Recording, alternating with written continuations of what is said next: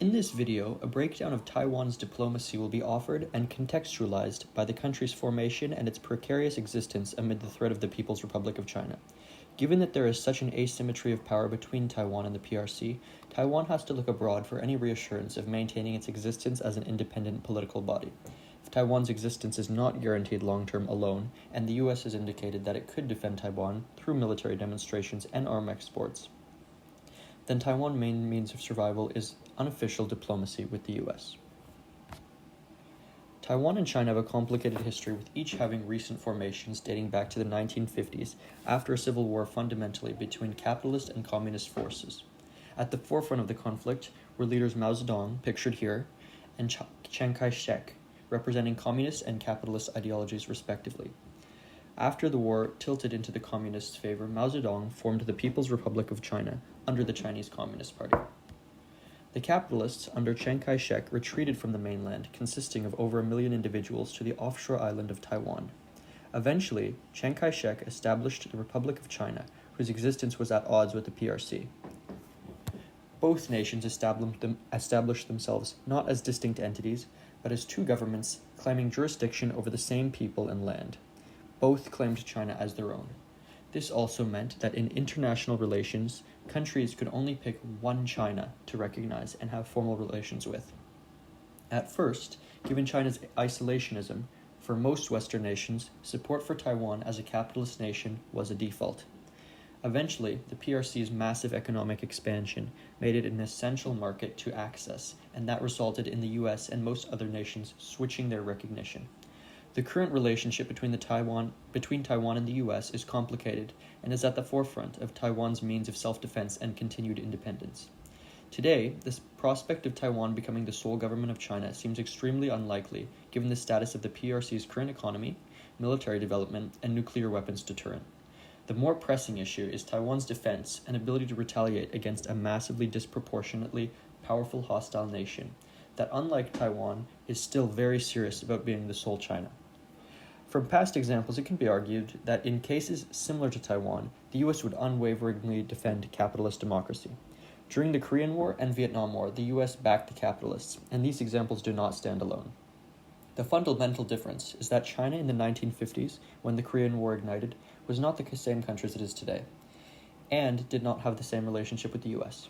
China in 1952 had a GDP of under 7 billion yen, which was less than a fifth of the US 320 billion USD economy at the same time.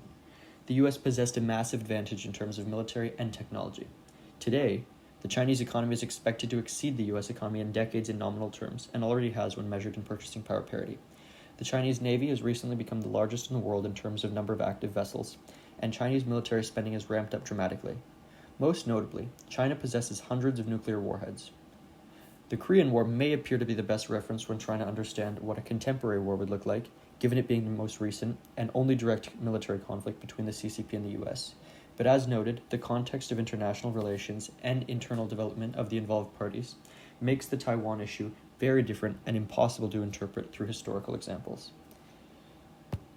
The U.S. relationship with Taiwan is complex, given that there is a fine line between informal trade as opposed to supporting Taiwan, offering recognition and direct protection guarantees that would enrich China's dedication to maintaining the integrity of the joint communique on the establishment of diplomatic relations. To understand Taiwan's unofficial diplomacy with the U.S. diplomacy with China first needs to be understood. The joint communique on the establishment of diplomatic relations was established by then-President Richard Nixon in 1978 to address the massive market potential in the PRC. The document outlines firmly that for normalization of relations, the U.S. must recognize the PRC as the sole China and unrecognize Taiwan, simultaneously shutting down the ability for formal diplomatic relations. The U.S., since signing this document, has seen the ROC's recognition as a technicality of language and has maintained unofficial trade after developing the platform of the Taiwanese Relations Act, and has indicated military support against the Chinese threat.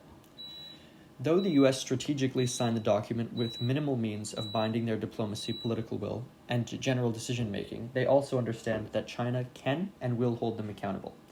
This creates a system where the U.S. appeases China by dressing up real political agendas with language and actions that align with the document. The U.S. may arm Taiwan, but they need to maintain unofficial diplomatic relations that frame Taiwan as the unofficial breakaway state China claims it is. Here, U.S. actions indicate support, but the language used and corresponding means of trade are in line with the document. Regardless, China has not been deceived by the U.S. appeasement and has demanded further restrictions on relations with Taiwan.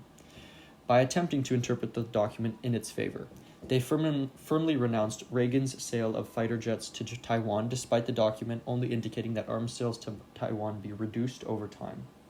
Because of China's hardline stance and aggressive reaction to any form of aid to Taiwan that supports sovereignty, the U.S. has been forced to further minimize interaction with Taiwan.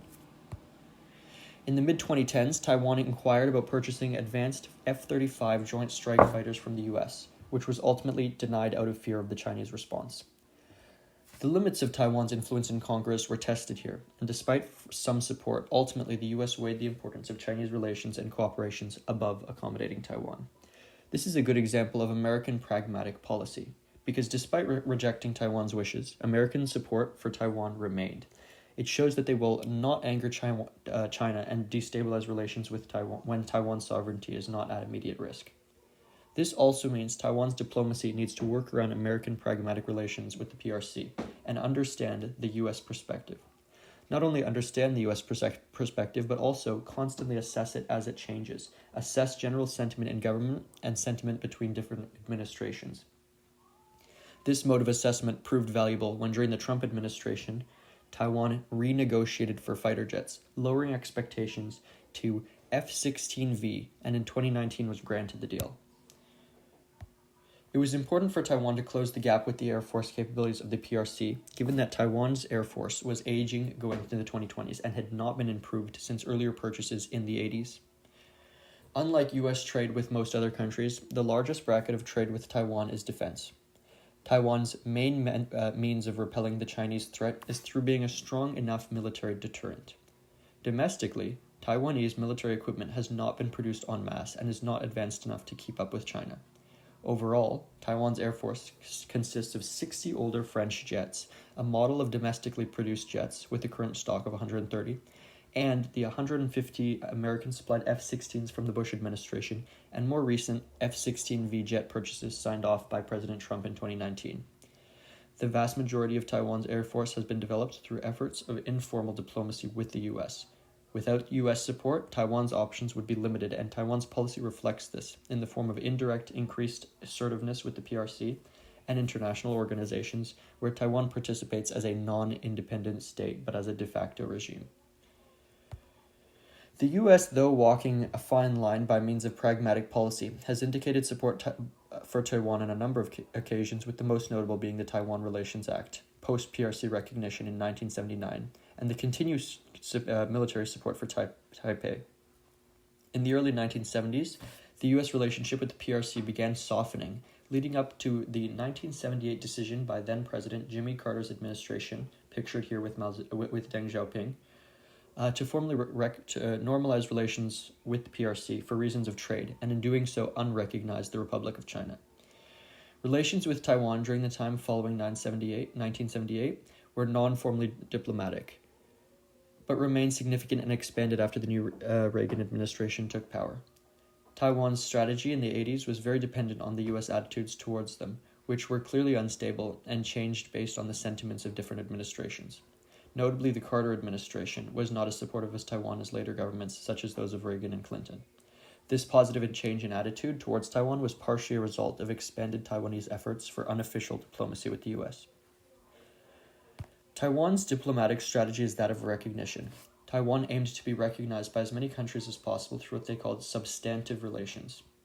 They focused on economic ties in most cases and could build a better case for their statehood through their immensely expanded economy in the 70s and corresponding application for UN recognition, which has been blocked due to the UN's One China agreement with the PRC. Most importantly, Taiwan, under the Taiwan Relations Act, pictured here, had a faction almost entirely tasked at monitoring the domestic policy situation in the U.S.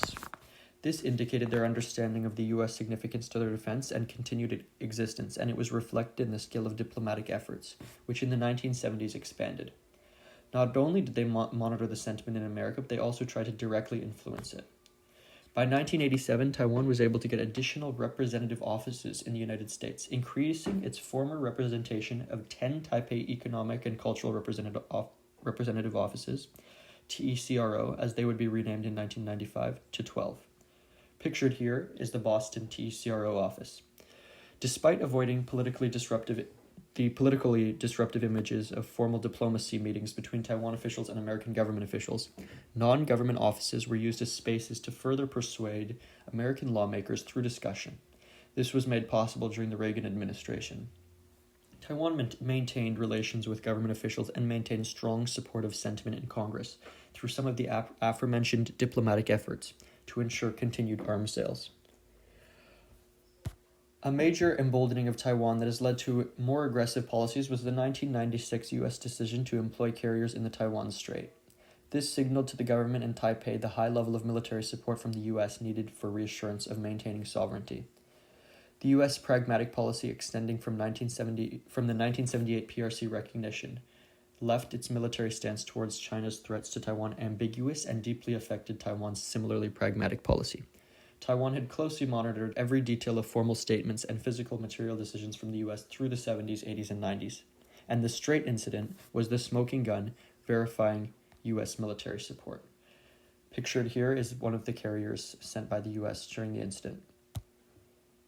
If standalone it still wasn't convincing, then the 2001 statement from then-President U.S. President George W. Bush that the U.S. would do whatever it took to defend Taiwan from China. Bush represented an administration under the Republican Party, the American political alternative to Bill Clinton's Democrats, who were responsible for the deployment of carriers in 1996. Taipei now saw military support from both sides of the American political system, and though some concern existed about Taiwan's policy becoming emboldened, support for Taiwan appeared to have become mainstream in the U.S. More recently, as reported by The Guardian in 2016, U.S. President Donald Trump risked Chinese uproar and increased tension by calling the Taiwanese president directly, a gesture that had not occurred between the two countries' heads of states since 1972, when Nixon severed ties with the Republic of China. Trump justified the 2016 call through a series of Twitter posts, which used language formerly avoided by U.S. officials, namely the use of the term President of Taiwan rather than President on Taiwan. Many political theorists, including representatives from Beijing, saw Trump's platform as being transactional and were put off by his immediate assertiveness and confrontation with existing norms. Trump justified the call by saying, "Interesting how the U.S. sells Taiwan billions of dollars of military equipment, but I should not accept a congratulatory call." Both Trump and Beijing tried to minimize the weight of the interaction, with Beijing even asserting it was an instance of Taiwanese trickery. The reality is that this was in fact a strategic move from Taiwan directed at China to indicate enduring U.S. support and make ties with the U.S. more formal, a move of calculated, intentional, aggressive post-1996 Taiwanese unofficial diplomacy. In conclusion, the context of Taiwan's precarious location in relation with the PRC makes autonomy impossible without external support. Taiwan's diplomacy addresses that need for external support by centralizing the U.S. and its policy towards Taiwan as a pillar of self-defense. Furthermore, Taiwan has indicated through its dedication to monitoring U.S. sentiment, as well as material influence over American politicians, through U.S. offices and informal discussions with American political figures, that American relations are essential to and valued heavily in diplomacy. Taiwan's diplomacy changes based on the changing confidence of American political and military support, and it has changed after significant decisions in America, such as the 1979 signing of the TRA, Taiwan Relations Agreement, and the 1996 Taiwan Strait Standoff. This diplomatic change in accordance with U.S. sentiment indicates and proves that the U.S. relationship to Taiwan diplomacy is central. Taiwan has been effectively able to assess and act on changing congressional and administration sentiment and use it to its benefit, such as with the 2019 signing of the F-16V fighter jet sales after an initial decline. Based on the asymmetry of power between Taiwan and its neighboring threat and engagement with the U.S., Taiwan's existence can only be guaranteed externally, and the U.S. is central to this diplomatic plan for maintaining sovereignty.